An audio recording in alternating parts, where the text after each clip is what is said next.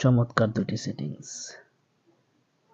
একটা হলো আপনার ইন্টারনেট স্পিড, ডাটা স্পিড কত কেবি কত এমবি করে টানছে, সে সেটিংসে চালু করতে হলে আপনার সেটিংসে চলে যেতে হবে। সেটিংস, তারপর দেখেন নোটিফিকেশন নামে একটা অপশন আছে, এখানে চাপুন। আবার নোটিফিকেশনে কন্ট্রোল স্ট্যাটাস বারে চাপুন।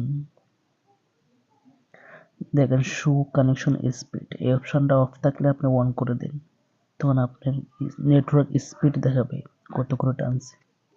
আরেকটি সেটিংস হলো আপনি কল আসার সাথে সাথে আপনার মোবাইলে ফ্ল্যাশ চালু হবে, এই অপশনটা চালু করতে হলে আপনি দেখেন ইনকামিং কল সেটিংস, এখানে চাপুন। তারপর দেখেন ফ্ল্যাশ উইন, এই অপশনটা যদি অফ থাকে তাহলে অন করে দিন।